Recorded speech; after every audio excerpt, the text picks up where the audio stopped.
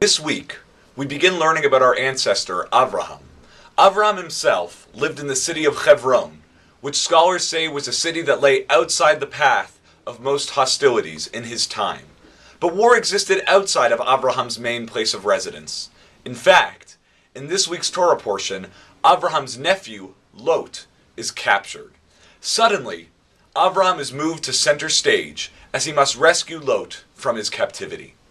In this instance, we find that Avraham is moved to intervene in a conflict when his family, when someone who he knows and cares about, is affected.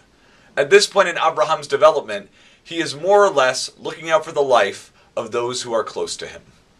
Next week, when we read Parshat Vayera, we read about the cities of Sodom and Amorah, when God speaks aloud to Avraham and he tells him of his plan to destroy these cities. And when this happens, Avraham stands up. It is in this instance that even though Lot, his nephew, will be affected, Avraham does not immediately react in order to preserve only his family's welfare. Until now, Avraham's communications with God have been regarding himself, about Abraham's personal welfare. But this time, Avraham is concerned for the welfare of others, of total strangers. He displays an awareness of suffering beyond his personal interests. He acts as a man of deep compassion and fervent morality for everyone in the world.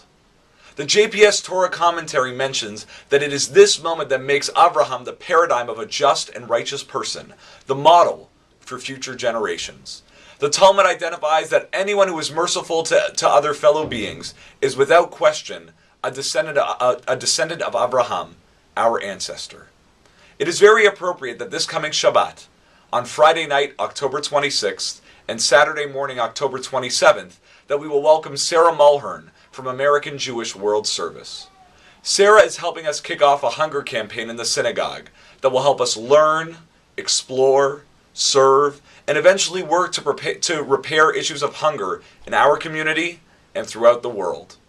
This will hopefully push every one of us to think of ourselves as descendants of Avraham Avinu, as people who want to help those around us who we know and love and who are affected by injustices of hunger, but also to even move beyond those who we already know, to look out for everyone in our community.